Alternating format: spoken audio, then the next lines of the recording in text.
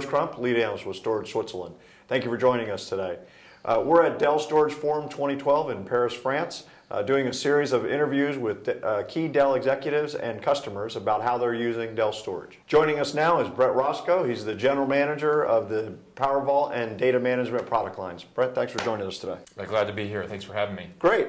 Hey, so when you were talking earlier, we were talking about the fluid data architecture and what the tenets of that are. Let's kind of walk through a few of those and see what comes out. Yeah, absolutely. You know what? The tenants are a big part of our strategy and our vision and how we talk to customers, as well as how we design our products internally. So let me walk through them real quick. Maybe we'll deep dive on a couple. Okay. The first one's better together. We talked about, I talk about a lot about that because of the way we work with servers and the way we work with networking, the way we work with our services team to provide a better together differentiated capability for customers who buy multiple components from us, right, or buy converged architecture from us. The other one is scale out designs. Many of our products have this unique capability around this equation of pay as you grow. EqualLogic has a peer scaling model.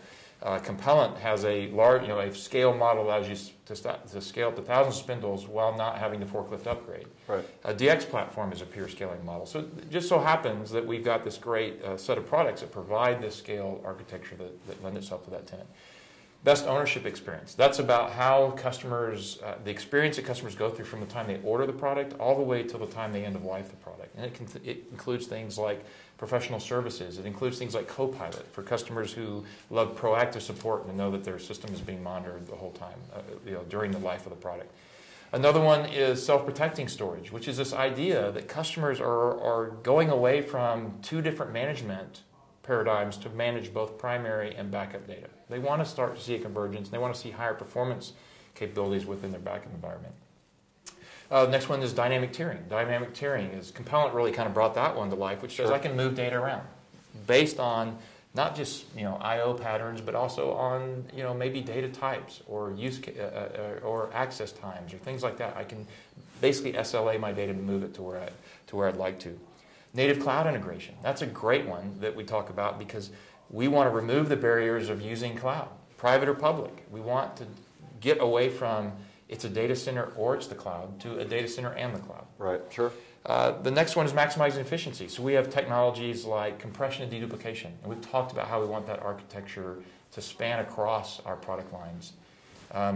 Innovative licensing. Innovative licensing means I have a different way I charge customers, and I have a much better value proposition for the way I license my software. And for Compellent, it's perpetual license. For EqualLogic, it's all-inclusive licensing. And we have many other products that have all-inclusive capabilities, including our DR products and things like that. So it's a great capability. So I believe we got all 8. Okay, so you did very good, by the way. We'll make sure we pass the test later. So let's deep dive on a couple of those I think that are really important to you in particular, and I think the audience also. One is this sort of native cloud integration. That really caught my attention when you said it, because one of the things that I've said for a few years now is that cloud will become the thing when we don't call it cloud anymore. It just sort of happens. It's an extension of what our current storage systems are. So talk about a little bit about this integration. Yeah, so cloud, it's interesting because there's, cloud is one of the most overused terms in the industry, right? Right. And we all kind of deal with the side effects of that. But cloud you see being adopted when you can attach a strong value proposition or a service model to it. I mean, software as a service is probably the most successful cloud model. Not because, people don't want to use cloud in other ways, but because it's easy to use in that way, right? And we think that it's not about, storage all of a sudden moves from the data center to the cloud. And I'm taking my disk drives and I took them from one location, put them in another.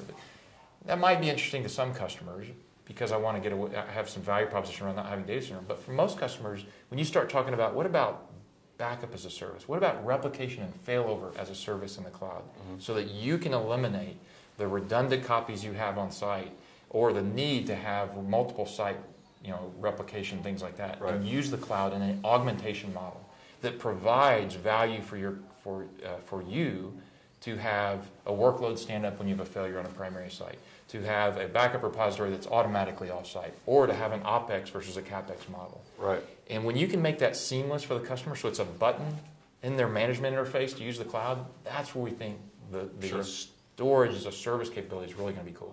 Right, and so I think that what we see is, for example, in that sort of mid-sized market, right, is guys that don't necessarily have a formal secondary data center. They don't want to have to go out and build one anymore, right? They want to use what's available to them. Yeah. So there's two groups of customers. Ones that have gone and built or leased a separate site, right, so that they're protected from a site disaster or local power kind of situation. Then there's the guy who says, I don't do that. I don't have the OpEx or CapEx to go invest in a completely second site, and so I'm going to be limited to what my data protection capabilities can be on a single site, or maybe I'm not doing data protection at all. Right. But if all of a sudden, for pennies a month or dollars a month, I can do something that provides all that takes all that complexity and says, I'm just going to protect your application in the cloud, and that now starts. I think a lot of smaller guys are going to go, for public cloud, that's a pretty cool capability. Right. For larger guys, the private cloud, thinking about building their own utility service that can do that is an interesting capability. So I think that's where this idea of cloud, ease of use is key to cloud. Integration is key to cloud. It's not going to be about, okay, all of a sudden I had a data center today and tomorrow I'm going to have a cloud. Okay. Well, let's also jump in on self-protecting storage, right? Because as you know, I started in the space in the backup business in the early '90s, and I remember the CEO of that company saying, "Oh, well, we got to do something else other than backup because nobody was going to be doing backup in 5 years." Well, obviously, it was a little wrong. But so I mean, it's still a big challenge. So, what are you doing with this self-protecting storage? Yeah, I agree. Backup, I find me a customer who says backup is not one of their biggest problems. Right. Right. It continues to be out there after all these years. We would have all thought it would have been reinvented by now. But we are. The good news is there's light at the end of the tunnel. We are seeing a modernization of data protection. In fact, if you look at our Aperture acquisition, it is a really different way of doing backup. It is not a batch-based, file-based method of doing backup. Now, there may be cases where that's still required and the customer still wants to use that. But using snapshot replication tools where all you're doing is moving change blocks, and you're moving change blocks every 5 minutes, and you can, in that, every snapshot you take is a completely application consistent snapshot that can be stood up anywhere at any time. That's pretty cool. Right. Sure. And so we like that idea, and you've seen some of that capability today in arrays, like Ecologic Compellent and even other arrays in the market today say, look, I can take a snapshot, I can move it, and keep it and protect it, and I can recover from it. Right. We just want to go enrich that capability. We think customers like that tool set. They're using it more and more, and they're starting to make a traditional backup a little bit further downstream. Maybe after 3 months, the data's 3 months old or 6 months or something like that.